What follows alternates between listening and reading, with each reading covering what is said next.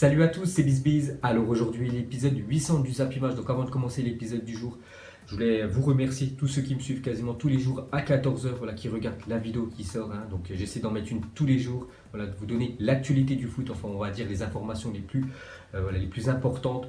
Donc ça fait quasiment plus de 3 ans que je fais ça. On a 200 épisodes de la barre symbolique des 1000 Zap Images. Ce serait vraiment pas mal d'arriver à cette barre. Donc merci les gars. N'hésitez pas à liker cette vidéo, ce serait bien qu'on atteigne pourquoi pas les 3500 likes. Et pour terminer les gars, pour tous ceux qui regardent mes vidéos sans être abonnés, je sais qu'il y en a beaucoup. Regardez les paramètres de ma chaîne le dernier coup. N'hésitez pas à vous abonner à ma chaîne, ça prend 2 secondes. Et bien sûr, tous les jours, vous pouvez recevoir une notification quand je sors une vidéo. Donc on commence aujourd'hui avec un anniversaire, c'est celui de Mohamed Salah qui fête aujourd'hui 27 ans, l'attaquant égyptien de l'équipe de Liverpool. Très belle saison cette année. En plus, il a gagné la Ligue des Champions l'année dernière. Aussi très grosse saison de sa part du côté de Liverpool. Il est vraiment au top de sa forme. Donc aujourd'hui, il fête ses 27 ans, donc bon anniversaire à Mohamed Salah qui commence la CAN dans quelques jours. Et pour finir avec un autre anniversaire, c'est celui de Williams, l'attaquant de l'Athletic Bilbao qui fête aujourd'hui ses 25 ans. Ensuite, il y a un an, jour pour jour, la Coupe du Monde 2018 débutait avec une victoire 5-0 de la Russie contre l'Arabie Saoudite pour le match d'ouverture, car aujourd'hui on est le 15 juin 2019 et ça fait un an jour pour jour que la Coupe du Monde avait débuté. Donc la finale c'est le 15 juillet, un mois plus tard. Donc on se souvient de cette victoire des Russes, 5-0 contre l'Arabie Saoudite, c'était il y a un an, jour pour jour. Ensuite, direction le continent sud-américain et on va commencer avec la Copa América, car cette nuit c'était le match d'ouverture. Donc le pays organisateur, le Brésil, qui joue contre la Bolivie. Donc le match avait lieu à 2h30, donc j'ai pas pu le regarder. Mais j'ai découvert le score ce matin. Donc c'est le Brésil qui s'est imposé 3-0. Donc le Brésil démarre la Copa América par un succès grâce à des buts de Philippe Coutinho qui inscrit un doublé, le joueur du Barça. La saison compliquée du côté du Barça. Mais avec le Brésil, ça a bien mieux, vu qu'il inscrit un doublé et Everton a aussi été buteur. Ensuite, pour continuer avec la Copa América, regardez les affiches de la journée. Donc ce soir à 21h, Venezuela contre le Pérou. Donc ça sera sur Bein pour ceux qui ont la chaîne. Et à minuit, un énorme choc, ça sera l'Argentine de Messi contre la Colombie.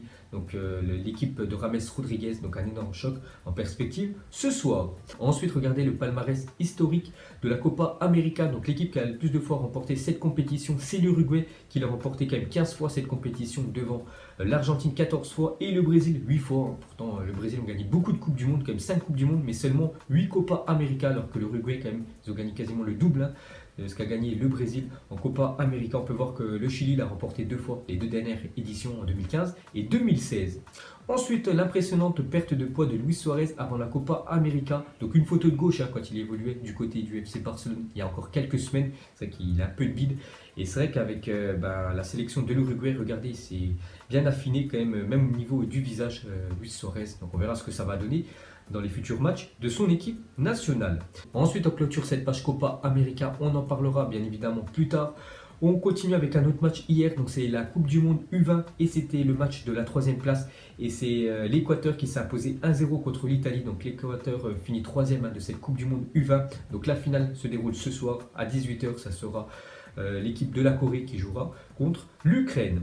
Ensuite, officiel, le Paris Saint-Germain annonce le départ d'Antero Henrique d'un accord commun. Donc c'est l'ancien directeur sportif, on peut dire, du Paris Saint-Germain. Donc il a été remplacé par Leonardo. Donc on a entendu cette rumeur depuis quelques temps. Donc cette fois-ci c'est officiel, Leonardo est le nouveau directeur sportif du Paris Saint-Germain. Donc une déclaration de Nasser sur Leonardo, il a dit: Léo a marqué l'histoire de notre club et nous savons tout le rôle qu'il a tenu lors de son passage comme directeur sportif au début de notre projet. C'était en 2012 quand le PSG était racheté, c'est Leonardo qui arrivait directement en tant que directeur sportif.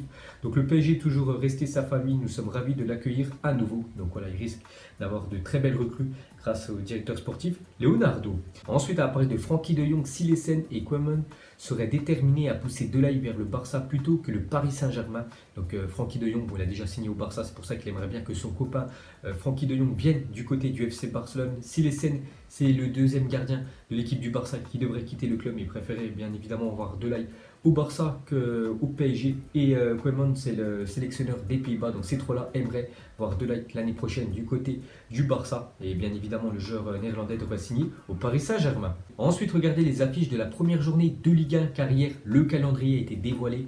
Donc on va regarder les grosses écuries françaises. Donc déjà le Paris Saint-Germain jouera à domicile contre Nîmes, Lille jouera contre Nantes. Il y aura un énorme choc Monaco contre Lyon, même si Monaco cette année ont joué le maintien, ça reste quand même une très belle équipe française. Et sinon en grosse équipe française, on peut voir Marseille jouera contre le Stade de Reims à domicile.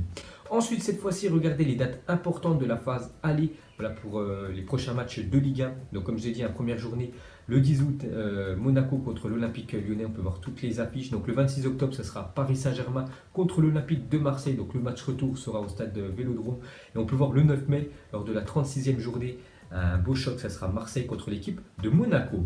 Ensuite, pour continuer avec l'Olympique de Marseille, donc à la recherche d'un nouveau sponsor principal pour son maillot, l'OM discute depuis plusieurs semaines avec la société américaine Uber Eats. Donc on sait que déjà, eux, voilà, on payait beaucoup d'argent pour devenir le nouveau sponsor de la Ligue 1 à partir de la saison de 2020. Ils aimeraient maintenant être sur le maillot de l'Olympique de Marseille, parce qu'on sait que Marseille l'année dernière, leur sponsor plein milieu du maillot c'était Orange et c'est terminé avec Orange. Donc ça devrait être Uber Eats, le futur sponsor de l'OM. Ensuite, pour continuer avec Marseille, regardez cette discussion que j'ai trouvée sur Twitter. Donc en fait, il y a un fan marseillais. Il a mis "Reviens à l'OM Franck, on te veut". Donc Franck Ribéry, on peut voir que Jules le rappeur a répondu, il a dit c'est vrai que ce serait le top et Franck Ribéry a répondu, donc il a fait ça en smiley. Donc on ne sait pas si ça veut dire pourquoi pas ou quelque chose d'autre, j'en sais rien. Peut-être un retour de Franck Ribéry à Marseille, ce serait plutôt pas mal. N'oubliez pas que le joueur français quitte le Bayern cet été. Ensuite, pour continuer avec l'OM, et Bouba Camara serait d'accord financièrement pour une prolongation de contrat. Donc le jeune joueur marseillais, qui est vraiment très bon joueur français, donc prolonge avec l'Olympique de Marseille. Bien évidemment, son salaire va être augmenté. Et pour finir avec l'OM, on peut voir que l'en avant de Guingamp réclame 20 millions d'euros pour Marcus Thuram, courtisé par l'Olympique de Marseille et par des autres clubs allemands. Donc voilà, Guingamp, même s'ils descendent en Ligue 2, ils tiennent une pépite, le fils de Lilian Thuram. Et si un club est intéressé, ils vont devoir débourser beaucoup d'argent, 20 millions d'euros. Ensuite, officiel, le Real Madrid recrute le jeune Kubo formé au FC Barcelone, présenté comme le Messi japonais, le jeune milieu offensif. Kubo, 18 ans, formé au FC Barcelone, quitte le FC Tokyo et s'engage avec le Real Madrid. Il évoluera dans un premier temps avec l'équipe réserve de l'équipe du Real Madrid, donc prix du transfert 2 millions d'euros. Donc lui, il a été formé quand même du côté du FC Barcelone. Donc le Barça voulait le faire signer, mais le problème, il y a eu un problème de contrat. Je sais pas, il voulait pas débourser plus de 1 million de salaire, c'est ce que demandait ce jeune joueur japonais. Donc du coup, il signe au Real Madrid. Donc il est considéré comme le Messi japonais. Donc c'est pour vous dire que c'est un crack, il a seulement 18 ans. Donc voilà, très beaucoup réalisé par le Real Madrid devant l'équipe du FC Barcelone. Ensuite, à parler de Lukaku, l'attaquant de Manchester United qui devrait quitter l'Angleterre et aller en Serie A du côté de l'Inter Milan. Parce qu'on sait que Manchester United, ça joue pas de Ligue des Champions l'année prochaine. C'est pour ça que les joueurs cadres comme lui, comme David Herrera ou même Paul Pogba devraient quitter le club. Et Lukaku devrait aller du côté de l'Inter, parce qu'Antonio Conte le veut absolument. Ensuite, regardez un article du journal Marca aujourd'hui. Donc, avec les nouvelles recrues, Zizou pourrait jouer en 4-3-3 ou 4-2-3-1. L'entraîneur français peut choisir le système approprié en fonction des matchs. Paul Pogba reste un souhait de Zidane que le club tentera de réaliser avant la fin du mercato. Donc, on peut voir les deux schémas que pourrait faire Zinedine Zidane l'année prochaine. On peut voir bien évidemment avec la nouvelle recrue. Voilà, Eden Hazard, et en milieu de terrain ils ont quand même mis Paul Pogba à la place de Casemiro, parce qu'on sait que Paul Pogba devrait quitter l'équipe de Manchester United et aller du côté du Real Madrid. Bon, après ce serait vraiment le plus gros transfert je pense de l'été si ça se réalise. Ensuite les gars, on va partir aux États-Unis, on va parler de Zlatan Ibrahimovic, joueur le mieux payé de l'histoire de la MLS. Donc arrivé au Los Angeles Galaxy en mars 2018, l'ancien du PSG touche désormais 7,2 millions de dollars par an et devance Sebastian Giovinco qui touchait 7,1 millions de dollars à Toronto en 2017 et 2018. Donc Zlatan Ibrahimovic, actuellement c'est le plus gros salaire de l'histoire de la MLS, il touche plus de 7 millions de dollars par an. Et pour finir avec la MLS, donc le 31 juillet prochain, l'Atlético de Madrid affrontera l'équipe All-Star de MLS à Orlando. Ils s'opposeront aux plus grandes stars des États-Unis. Donc bien évidemment il y aura Zlatan Ibrahimovic, Wayne Rooney, Carlos Vela, Jonathan Dos Santos, Nani et d'autres qui sont invités. Donc ils vont prendre les meilleurs joueurs du championnat américain et ils vont faire un match contre l'équipe de l'Atlético de Madrid. Ça sera le 31 juillet prochain. Ensuite, à parler de Rodrigo, devrait être présenté mardi au Santiago Bernabéu. Donc lui aussi, les gars, joueur qui a signé il y a quelques mois du côté du Real Madrid, donc c'était en janvier dernier. Donc lui va être présenté mardi prochain et Ferland Mendy, lui ça sera mercredi prochain qui sera présenté au stade et aux supporters madrilènes. Ensuite, Naples a transmis une offre de 50 millions d'euros au PSV pour l'international mexicain Lozano, 23 ans. Le joueur aurait accepté le contrat proposé par le Napoli et il pourrait toucher 4,5 millions d'euros par an en rejoignant la Serie A. Voilà, ce joueur mexicain que j'avais découvert lors de la Coupe du Monde l'été dernier, vraiment très bon joueur. Donc il pourrait quitter les Pays-Bas et aller en Italie.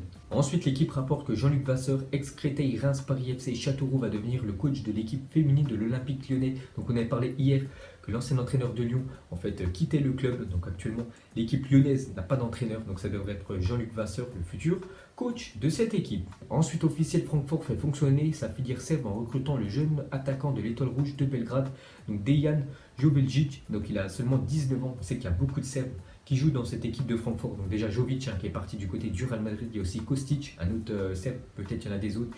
Et ils ont recruté encore un joueur de Serbie, c'est ce jeune joueur qui a seulement 19 ans. Ensuite, Filipe Luis, en fin de contrat avec l'Atlético de Madrid, intéresse de nombreux clubs européens, dont l'Olympique lyonnais. Donc voilà, pour remplacer certainement Ferland Mendy. Donc on sait que Filipe Luis va quitter, enfin c'est sûr, il quitte le club de l'Atlético de Madrid. Surtout, il est en fin de contrat, donc il peut aller n'importe où gratuitement. Bon, après, il faut juste qu'il négocie son salaire avec son nouveau club. On peut voir que Lyon est intéressé par le joueur brésilien. Ensuite, les supporters du Japon sont toujours aussi respectueux. Donc, lors de la Coupe du Monde l'année dernière, 2018, un supporter japonais nettoie le stade après le match de son équipe contre le Brésil. Et hier, lors de la Coupe du Monde féminine en France, donc ce même supporter japonais nettoie encore le stade après le match de son équipe contre l'Écosse. Donc, vraiment respect à ces supporters japonais. Et pour finir ce Zappy Match 800, on va terminer avec le choc ce soir de Copa América. Et mettez-moi un petit pronostic en commentaire entre l'Argentine et la Colombie. Donc Rames et Messi vont se rencontrer. Donc moi je vois bien une victoire de l'Argentine. En plus c'est mes favoris. J'aimerais bien surtout que l'Argentine gagne cette Copa América, que Messi remporte enfin un trophée avec sa sélection nationale, on peut dire. Donc je vais partir sur une victoire 3-1 de l'équipe de Lionel Messi. Donc voilà les gars, la fin de Zappy Match 800. Donc si ça vous a plu, un petit like et je vous ferai l'épisode 801 demain. Donc moi je vous laisse et je vous dis à la prochaine comme d'habitude. Ciao à tous. Donc on l'a maquillé avec des mensonges. Et que son âme est moche, plus qu'à la maquiller avec des mensonges. Je sais pas ce qui se passe dans ma tête. Parfois, je voudrais sauver la terre. Parfois, je voudrais la voir brûler. Ça va pas trop, je roule en terre. Trop de haine pour 9 mètres carrés. Tristesse, faut pas.